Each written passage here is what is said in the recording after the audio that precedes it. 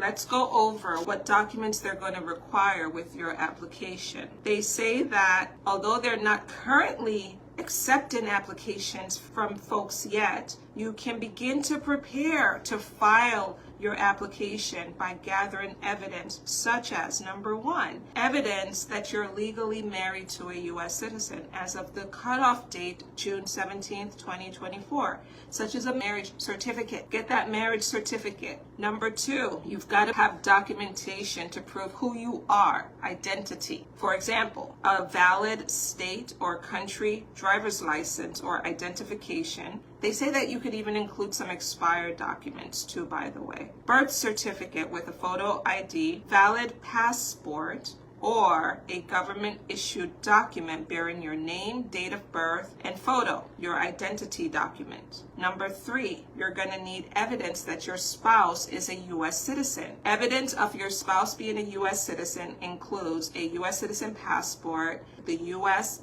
birth certificate, or a certificate of naturalization. One of those three. The next category is, I think, where folks will really have a challenge with, and that's proving that you've continuously been here for the last 10 years. They are not saying that they're going to look for you to submit to them some photos that you've taken on social media and some metadata and this and that I've been getting questions about, those kinds of new ways of proving where a person is located and geo stuff, data stuff. They're not looking at that kind of thing. Here's what they will want you to submit to them.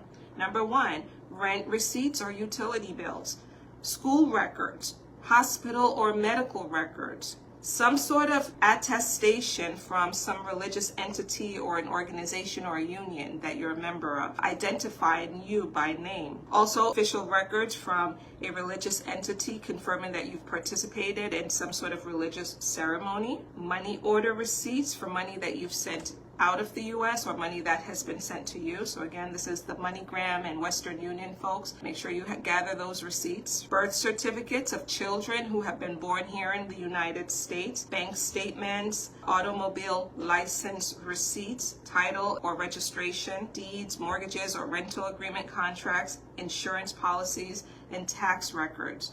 If you can gather some of these pieces of evidence to show that you have been here continuously for 10 years, then you're in a good place with your case. They also go on to say that for the children now, the stepchildren, you'll need evidence of your relationship with the non-citizen parent. You'll need a birth certificate or an adoption decree. Also, the children will need to include the marriage certificate showing that the parents were married as of June 17th, 2024, and then evidence that the child is present in the United States as of June 17th, 2024. So it's not going to be too hard or difficult on the child's side of things. This is what's happening now, guys, with PIP.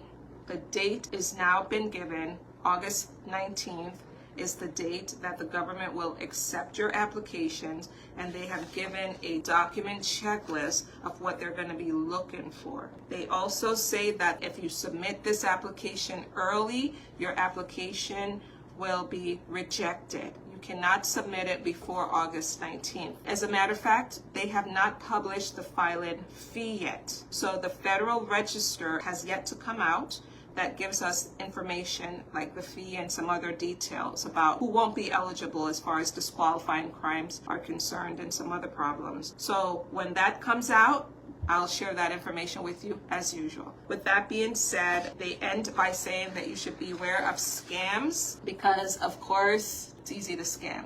Easy, easy, easy. Beware of that.